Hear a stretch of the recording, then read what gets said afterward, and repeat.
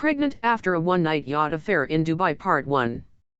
Chapter 1, The Invite. Dubai was the kind of city where a girl could vanish in gold, glitter, and heat. Sofia Diaz didn't have gold. She didn't sparkle. And she certainly wasn't the kind of girl who got invited to yacht parties hosted by billionaires. At least, not until today. She was halfway through her shift at Elixir, a luxury perfume boutique tucked inside one of Dubai's most expensive malls. Her feet were aching, her hair was frizzing from the air conditioning vents, and she'd just spent 10 minutes listening to a spoiled influencer complain that saffron smelled too spicy.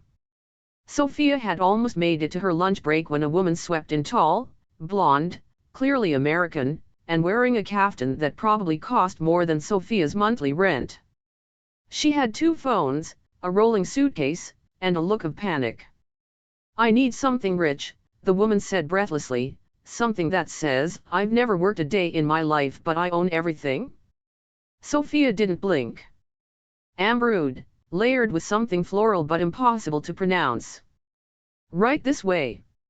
They bonded fast. The woman, who introduced herself as Jenna, was leaving Dubai that evening after a messy breakup with a Dubai-based crypto guy. She talked fast, tipped well, and confessed way too much. "You're too pretty to be selling perfume," Jenna said, swiping through her texts. "Seriously? You should be at the yacht party tonight, not working behind a counter." Sofia laughed it off. "I don't really get invited to that kind of party." Jenna smiled that knowing, reckless kind of smile that only women with too much money and too few consequences ever mastered. She reached into her purse and pulled out a sleek black card with gold lettering. "Al-Fade Private Event, Pier 9, 9:30 p.m. Dress code, immaculate." "Take mine," Jenna said. "I'm flying out in 5 hours and I'd rather someone fabulous use it than let it go to waste." "You'll have fun. Just, don't use your real name." Sofia blinked. "You're serious?" "Dead serious. You look like you could use one unforgettable night." Later that evening, as the sun set in pink streaks over the Dubai skyline, Sofia stood in front of her mirror in the tiny shared apartment she called home. She wore a sleek, backless black dress she borrowed from her roommate. Her curls were tamed into soft waves, and she'd used a full bottle of setting spray on her makeup. She looked expensive. Her heart was pounding so loud she could barely hear her phone buzz. One message. Her roommate. "Are you sure this is safe?" She wasn't. But she couldn't stop herself. Pier 9 was a world away from her daily life. Luxury cars lined the entrance. Cameras flashed. Men in suits that whispered old money sipped gold cocktails under glowing lights. And the yacht wasn't a boat. It was a floating mansion. Sofia clutched the black invite to her chest and stepped forward. "Name?" asked the stone-faced security guard. She froze. Just for a second. Then remembered Jenna's advice. "Jasmine Vega?" The guard nodded once, checked a list, and waved her through. The scent of salt and champagne hit her first. Then the music, soft jazz blending into deep house. Servers in white jackets floated past with flutes of golden liquid. Women wore diamonds like hair clips. Every surface shimmered. Sofia stepped cautiously onto the yacht, wondering how long it would take before someone realized she didn't belong. Then she saw him. Standing alone near the railing, backlit by the moon, was a man in a sharp black suit, no tie, sleeves slightly rolled, holding a glass of something dark. He wasn't talking to anyone. Just watching. He turned, slowly, like he felt her eyes. Their gazes met. His face was chiseled, unreadable, eyes dark and intense. He looked like trouble wrapped in money. And she, a girl with borrowed heels and a fake name, couldn't look away. He raised his glass, just slightly. She raised her chin. Stepped forward. Something was about to happen. She didn't know what. But Jenna had been right. This night, it was going to be unforgettable. Chapter 2, The Yacht. The deck beneath Sophia's heels felt more like a red carpet than the polished teak of a yacht. It didn't creak or rock, it glided, like the entire ship was floating on prestige, not water. She had never been anywhere like this in her life. And the man watching her from across the deck? He looked like the kind of man who was born in places like this. She made her way toward the bar, forcing her expression to stay calm even as her pulse kicked up in her throat. She could feel his eyes on her. Everyone here looked like money, like confidence wrapped in silk and designer labels. And yet, she hadn't seen anyone like him. His energy pulled at her. Not flashy. Not loud. Just undeniably present. He didn't seem to need attention, it came to him whether he asked for it or not. She ordered champagne, mostly to keep her hands busy, and pretended to scan the crowd. Couples dancing, women laughing too loudly, one man taking a business call while gripping a bottle of crystal. This was another planet. "Is it your first yacht party?" The voice came from behind her, smooth, deep, just a touch amused. She turned and met the stranger's gaze again, up close now. He was devastating. Close-cropped dark hair. Strong jaw. That bone structure people paid surgeons to copy. And his eyes warm brown, but sharp. Observant. Like he already knew she didn't belong. "I gave it away that easily?" she asked, smiling despite herself. "You don't look uncomfortable," he said, sipping his drink. "You look like you're waiting for a reason to stay." She tilted her head. "And what if I am? Then you found it." He smiled just barely and turned slightly, gesturing for her to walk with him. She hesitated for one heartbeat, then followed. They moved through the crowd like they were in on a secret no one else knew. Past the glittering lights, past people laughing too loudly and pretending not to notice them. He led her toward the side deck, where the wind kissed her skin and the view of Dubai's skyline lit the water below like crushed diamonds. "I don't know your name," she said, tucking a curl behind her ear. "I don't give it out often," he replied. She gave him a playful look. "Secret agent? Billionaire in hiding? Married to a countess?" He laughed, quietly. "None of the above. Let's just say, I prefer people not knowing who I am." She sipped her champagne. "That's fair. I'm not exactly using my real name either." "Oh," he asked, clearly intrigued. "Jasmine Vega," she said, smirking. "Liar," he said immediately. Her mouth parted. "Excuse me. You don't look like a Jasmine. And Vega? Sounds like you stole that from a fashion line." She laughed. Harder than she should have. Maybe it was the champagne. Maybe it was the ocean air. Or maybe it was the first time in a long time someone looked at her like she mattered, like she was more than a salesgirl behind a perfume counter. He stepped closer.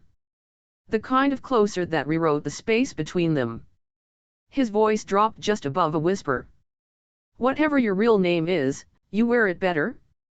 A hum of electricity buzzed in her spine. Her cheeks flushed. They didn't go back inside.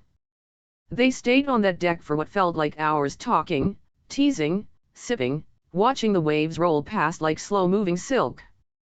He never gave her his name. And she didn't ask again. Instead, he asked what perfume she was wearing. She told him she worked at a boutique and picked the blend herself: amber, rose, white musk. He said it smelled like danger disguised as innocence. She didn't even care how cheesy that was. Because when he said it, it sounded like poetry. Around midnight, the music changed. Slower, deeper, bass-heavy. He touched her hand barely, like asking permission. "Dance with me." She nodded. They danced under the stars like no one was watching. She didn't know when his hand slid to the small of her back, or when hers curled at the collar of his jacket. She didn't know who leaned in first. But when their lips met, there was no going back. The kiss was slow, confident, not rushed. The kind of kiss that said he'd waited long enough. And maybe she had too. He didn't ask if she wanted to go below deck. He simply led her, fingers entwined with hers, past corridors too beautiful for a boat, until they reached a private suite. She barely noticed the embroidered crest on the door. She only noticed the way he looked at her, like he already knew her. Like he wasn't interested in what she was pretending to be. Inside, the lights were dim. The curtains billowed in the ocean breeze. She let the dress fall from her shoulders.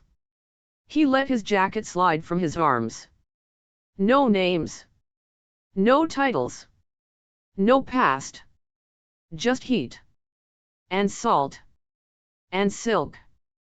And a night she was never supposed to remember. That she would never, ever forget. Chapter 3, The Night. The suite smelled like him. Leather, spice, the faintest trace of expensive cologne and salt from the sea air, a scent Sophia would never be able to forget, even years later. Even when she tried.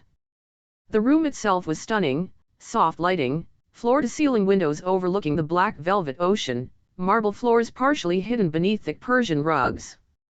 A gold-trimmed champagne bucket stood near the bed, chilled and waiting.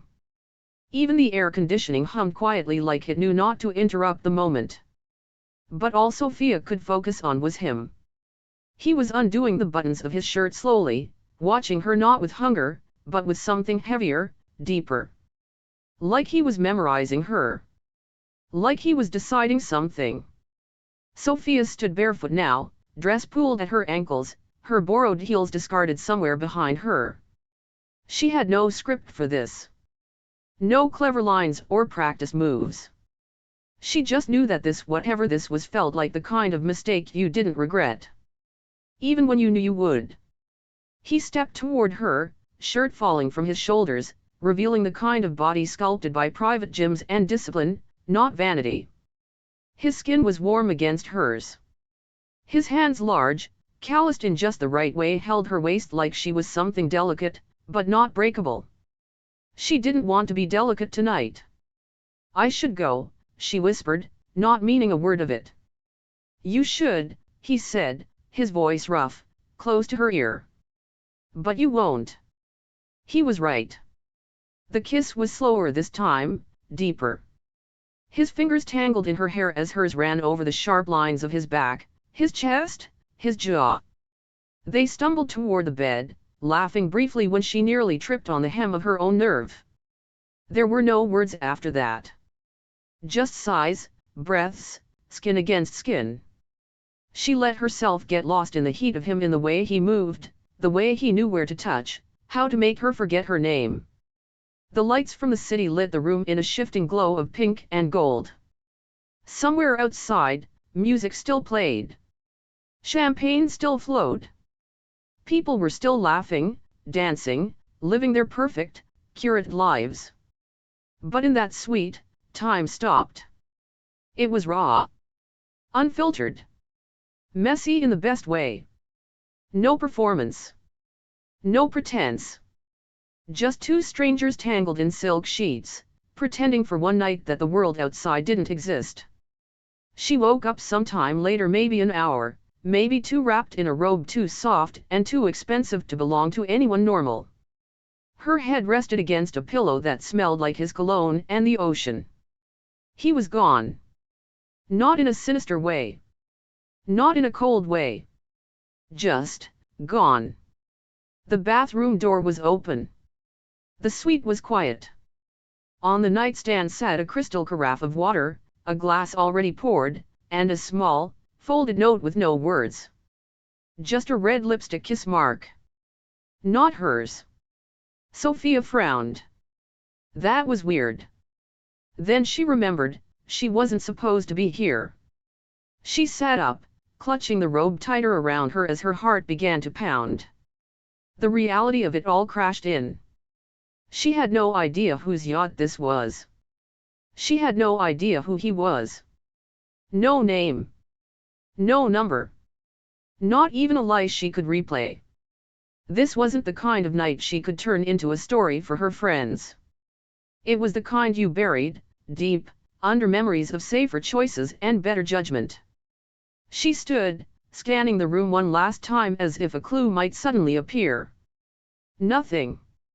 A silk robe with an embroidered crest, a gold falcon with wings extended, perched on a curved sword. She didn't recognize the symbol. But it screamed wealth. Power. Something she shouldn't be wrapped in. Sophia quietly slipped out of the suite, past sleeping security guards and empty corridors that felt too polished, too quiet. The yacht was still docked, thank God. Dawn was barely stretching across the sky, staining the sea as soft lavender. She tiptoed down the ramp, barefoot, robe wrapped tight around her, and made it to the street. Her heels were still somewhere on the yacht, but she didn't care. She called a rideshare with shaking fingers. By the time the sun rose fully, painting the city in gold, Sophia was back in her cramped apartment, robe hidden at the bottom of her closet, and the memory of the night pressed so deep into her skin it felt like a tattoo.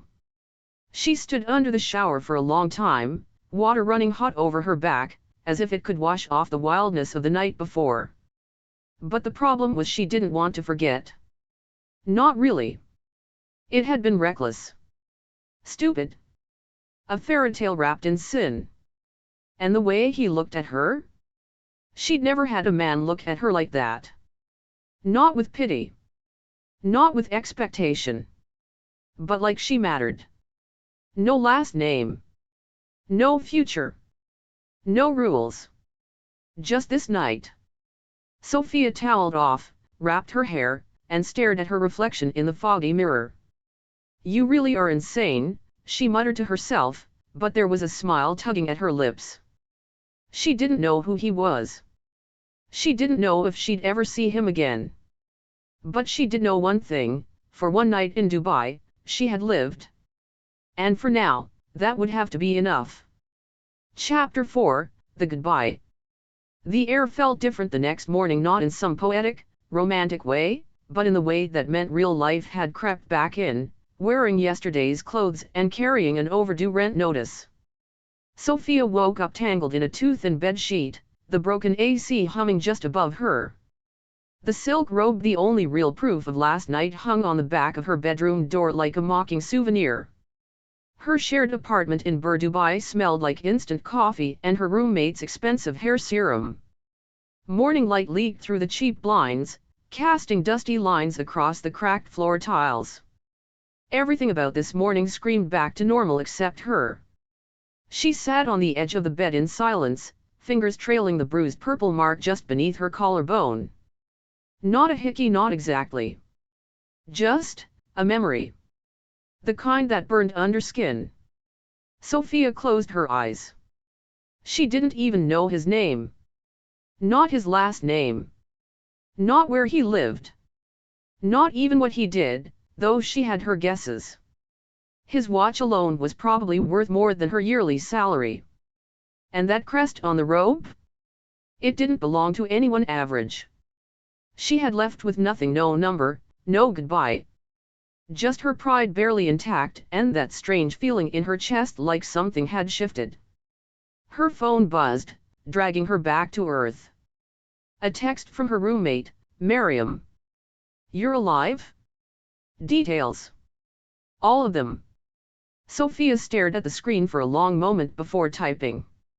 Nothing to tell. Wasn't a big deal. It was a lie, of course. But what else could she say? I accidentally slept with a man whose yacht probably costs more than this entire building. I don't know his name. He didn't ask for mine. And I liked it more than I should have. No. That stayed locked away. She got ready for work like it was any other day. Back in her elixir uniform, silky black blouse, red lipstick, hair pulled into a sleek low bun. Her version of armor. She even walked past the luxury mall window displays without glancing at the reflection of her own regret. But the scent she picked to wear was different. Not her usual professional blend. Tonight, she wore the same amber and rose combination from the night before, the one he said smelled like danger disguised as innocence. Maybe she wanted to feel powerful. Maybe she wanted to remember. Or maybe deep down she hoped he'd walk through the mall doors and find her. But he didn't. Work passed in a haze of tourists, perfume bottles, fake smiles, and the ache in her shoulders from pretending she was fine. That night, she returned home and found Miriam curled on the couch, waiting with a tub of pistachio gelato and raised eyebrows. "So?" Miriam asked without looking away from her phone. Yacht Girl Diaries, Chapter 1. Sophia dropped her bag and flopped onto the sofa with a dramatic sigh. "It was nice."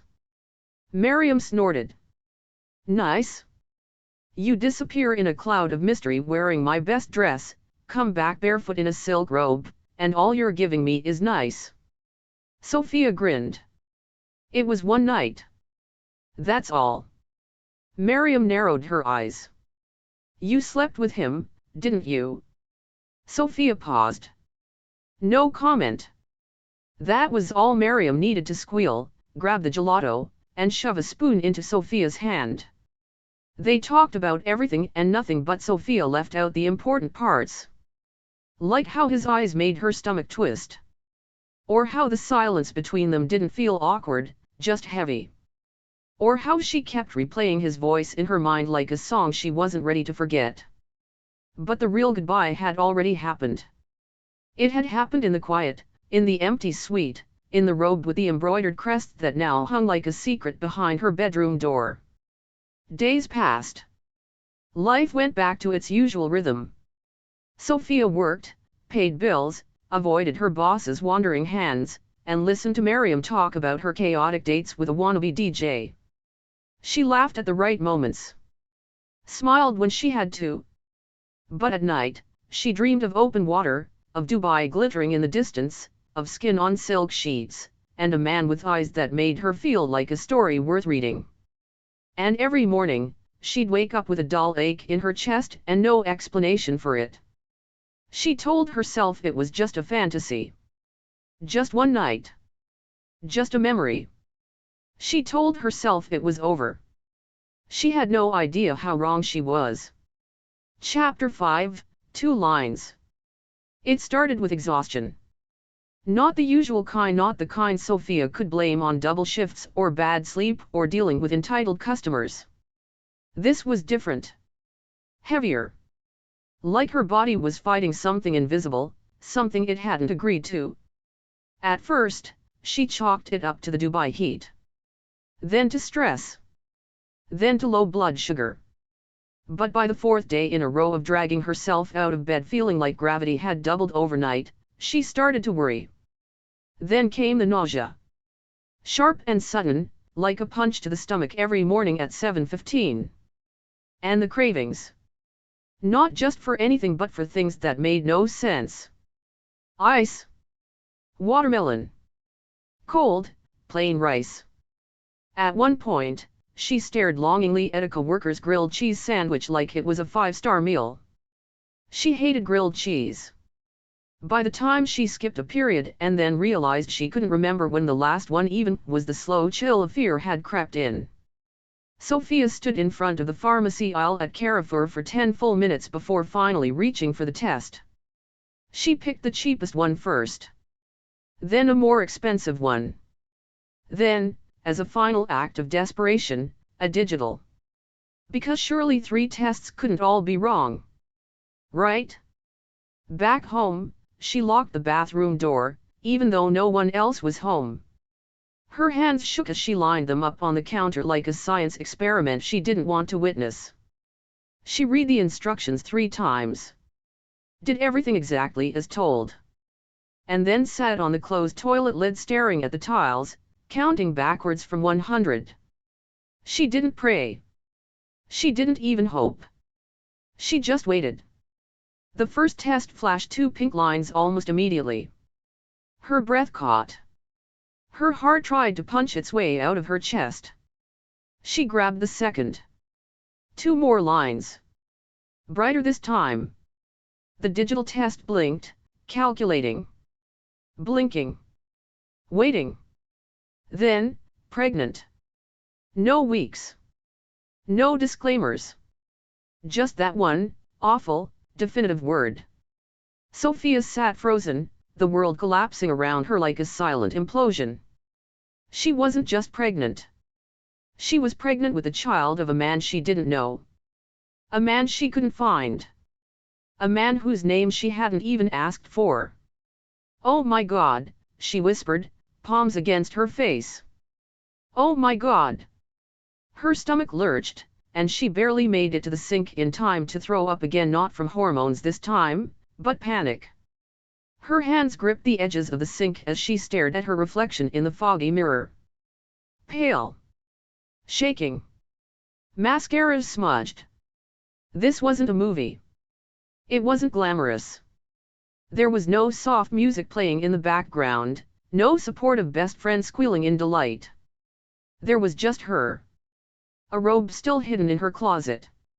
And a secret growing inside her that threatened to derail every plan she didn't even know she had. She didn't tell Miriam. Not yet. Not until she could think straight. Instead, she spent the night Googling everything she could possibly think of.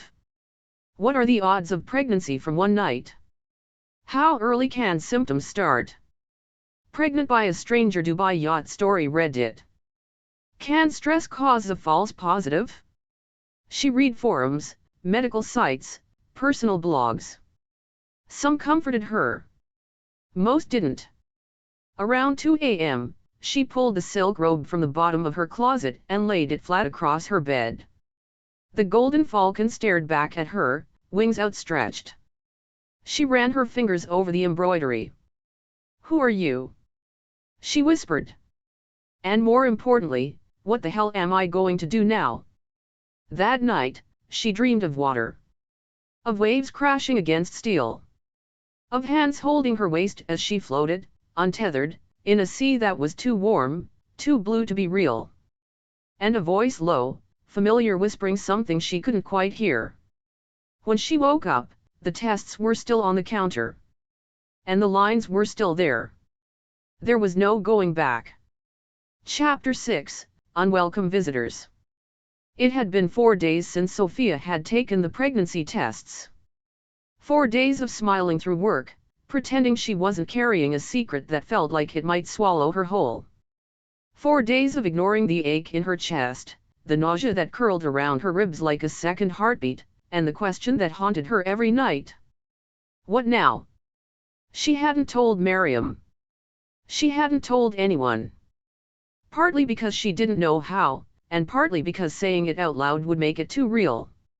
So, she waited. She survived. One shift, one slow exhale at a time.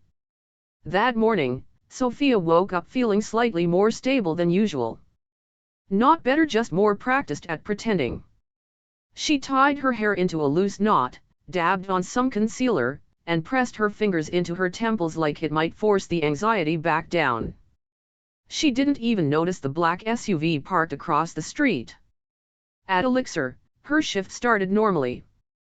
Her manager was already barking at someone for organizing the fragrance display alphabetically instead of by price point, and the mall crowd buzzed with the usual energy of tourists hunting for tax-free luxuries. Sophia put on her customer smile and settled into her familiar rhythm: small talk, soft laughter, testing perfumes on pale strips of paper. At around noon, a strange quiet settled near the entrance of the boutique. She felt it before she saw it, the kind of silence that spreads like a chill. 2 men had entered the store. They didn't look like shoppers. Both wore tailored dark suits, not flashy, but serious. One was tall and lean, with close-cropped hair and a thin scar running down his jaw.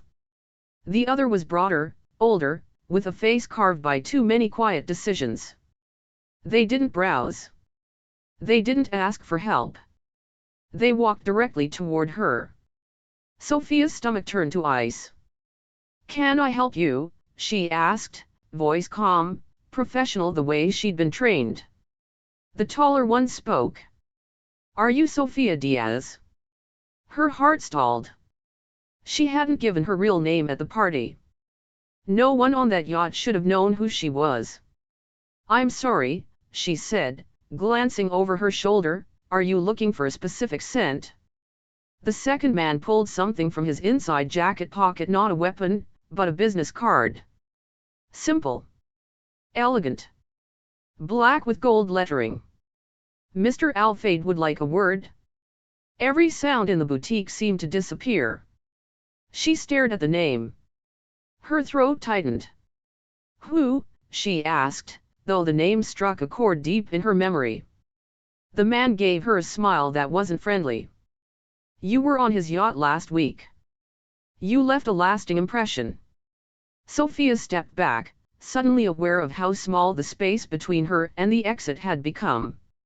"I think you have the wrong person." "We don't," the other man said smoothly. "You left your first name on the guest list when you boarded. And you weren't using a fake one." Her breath caught. The security list. She had been in such a rush, so nervous, she hadn't lied. She used her real first name. "We're not here to cause trouble," the taller one added. "Mr. Alfade simply wants to speak with you. Privately." Sophia glanced at her manager, who was pretending not to watch, but very clearly hovering near the entrance. "I'm working." "We'll wait," he said, stepping aside and folding his hands behind his back. "He prefers to speak today." Today. Not soon. Not whenever she's free. This wasn't a request. It was a summons. And the way her stomach twisted, not just from nerves but something deeper, more primal, told her this wasn't going away. An hour later, she found herself seated in the back of the black SUV, windows tinted so dark the outside world looked like a memory. The two men didn't speak unless she asked something. Even then, their answers were clipped and polite. "Where are we going?" "You'll see." "Am I in trouble?" "No." "Is he mad?" Long pause. "He has questions." The car pulled up to a private tower along the edge of the Dubai Marina, tall, mirrored, the kind of place you didn't live in unless your bank account had its own zip code. They guided her into a private elevator that rose without stopping. Her reflection stared back at her from all sides, wide-eyed, hair a little frizzy, heart pounding so hard she was certain it echoed in the mirrored walls. When the doors opened, it was silent. No reception desk. No hallway. Just a grand penthouse suite, doors open, marble gleaming beneath glass chandeliers, floor-to-ceiling windows looking out over the ocean she once danced beside. And in the middle of it all, standing by the window, hands in his pockets, was him. The man from the yacht. He turned slowly, and Sophia felt her chest tighten. He looked the same, impossibly so, sharp suit, sharper jawline, eyes like dark fire. But now, he had a name. "Mr. Alfade will see you now," one of the men said before stepping out and closing the doors behind her. She swallowed hard. "So, you're not a bodyguard?" He raised a brow. "And you're not a socialite named Jasmine Vega?" A long, loaded pause filled the space between them. "Touché," she muttered. He stepped forward, not aggressively, just enough to command the room. "You disappeared?" "I didn't realize I owed you a goodbye," she replied, voice tighter than she intended. "You owe me something," he said, gaze narrowing. "You left with more than a rope?" Her breath caught. Her hand instinctively fluttered to her stomach, a brief, barely there gesture, but his eyes tracked it like a predator. "What do you want from me?" she asked softly. He didn't answer. Not with words. Instead, he picked up a file from the table beside him and opened it, revealing a printout, grainy, but clear enough. A copy of her pharmacy purchase. 3 pregnancy tests. Her name on the receipt. Sophia's stomach flipped. "You're pregnant?" he said flatly. And it's mine. Chapter 7, The Reveal. The silence in the room thickened, folding in around them like heavy velvet. Sophia stared at the file on the table, the receipt, the confirmation, the proof of a reality she hadn't even fully processed herself. Her stomach clenched, not from the pregnancy this time, but from the weight of being found out. Rami Al-Fayed, the man she had spent one unforgettable night with, the man she had imagined she would never see again, now stood before her not as a mystery, not as a dream, but as something far more dangerous. A billionaire with power, a name, and every intention of claiming what he believed was his. Her voice was barely above a whisper. "Did you follow me?" He raised one dark eyebrow. "No. I had you followed after I found out who you were." "There's a difference." Sophia blinked, stunned. "And how exactly did you find out?" "You used your real name at the Yacht security checkpoint." "A rookie mistake," he said coolly. "You weren't the only guest I didn't recognize. But I remember you. I always remembered you." His tone wasn't kind. It wasn't cruel either. It was cold. Controlled. Too controlled. "Look," she said, arms crossing instinctively over her body. "I didn't know this would happen. It was one night. A mistake." "A mistake," he echoed, stepping forward. "You call carrying my child a mistake?" Her heart hammered against her ribs. "I didn't mean it like that." "You disappeared." "I didn't disappear. I wasn't supposed to be there in the first place. You knew that. You let me believe you were someone else. You never gave me your name." Rami's jaw clenched, the muscles along his neck tightening. For a moment, neither of them spoke.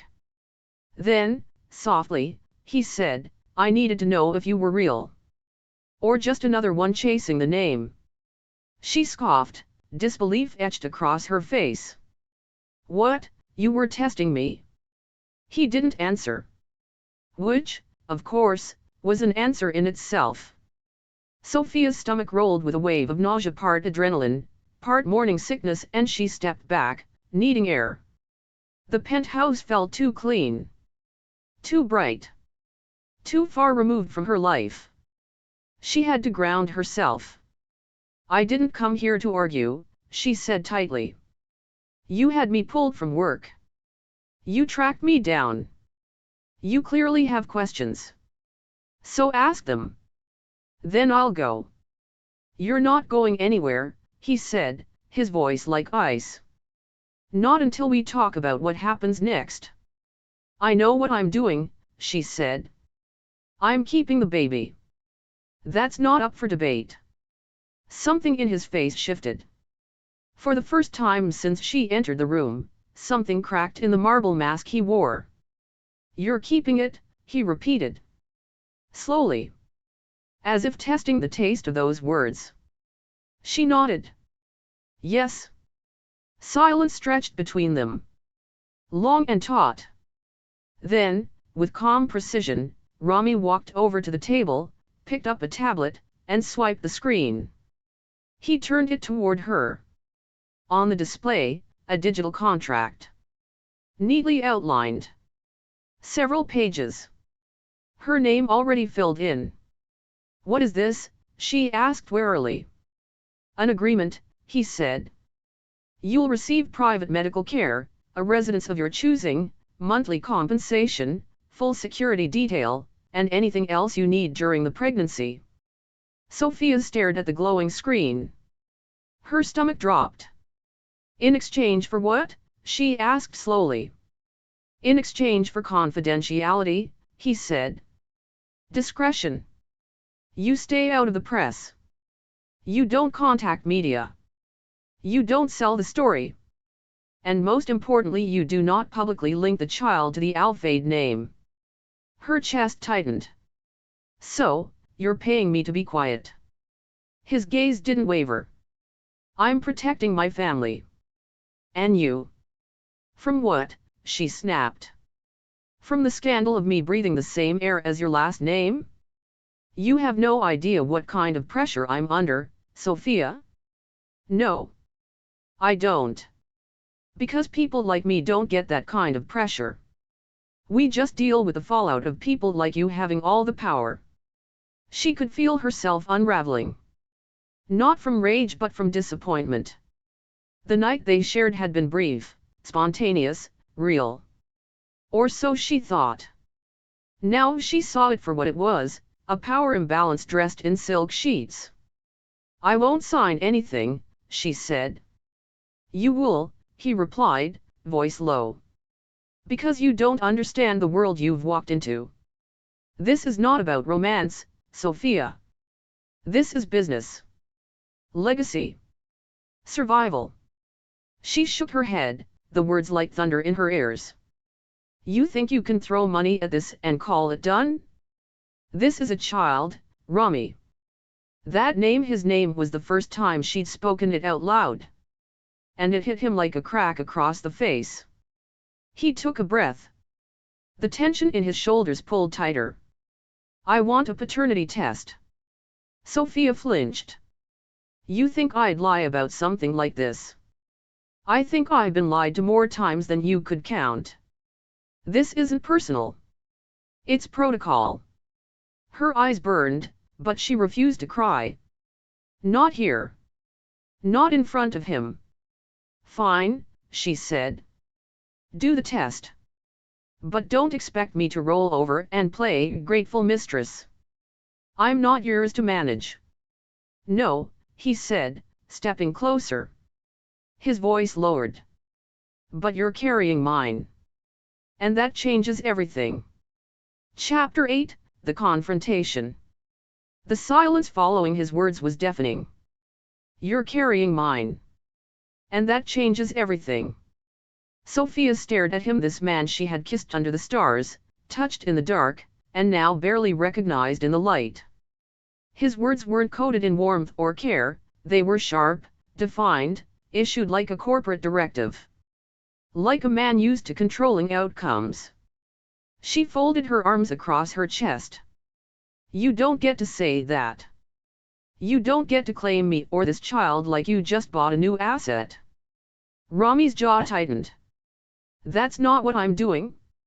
Isn't it? She shot back, stepping forward. You want a contract. A paternity test. You want to move me into some private location so you can keep your image intact. That's not parenting, Rami. That's containment. He exhaled, turning away from her to face the massive glass windows behind him. Beyond the skyline, the Arabian Gulf shimmered like a field of diamonds under the afternoon sun. The city pulsed with life, a world full of power and illusion, and Sophia realized for the first time just how far out of her depth she really was. I'm not trying to control you, he said at last, his voice lower, more restrained. I'm trying to control the situation. There's a difference. He turned back to face her. Yes. There is. She could see the war behind his eyes, a battle between the man who had touched her gently that night and the one who now stood in front of her like a fortress, guarding a name that clearly meant more than feelings ever could. I'm not looking for your money, she said quietly. I didn't even want to see you again. I was going to figure this out on my own. Do you have any idea how dangerous that would have been? He said, voice suddenly rising. Do you think I would let a woman I slept with who is carrying my child go wandering around the city with no protection, no security, no oversight? What happens when someone from the press finds out? Or worse, someone from my world with an agenda? Sophia blinked. Your world? You mean your billionaire circle jerk where everyone plays God behind their marble desks? His nostrils flared. You're dangerously naive. And you're dangerously arrogant. A beat of silence passed. The tension between them didn't cool, it changed. It thickened. Shifted. Became something more electric than explosive. The kind of heat that lived just beneath the surface of anger. The kind of chemistry that made people make bad decisions in locked rooms.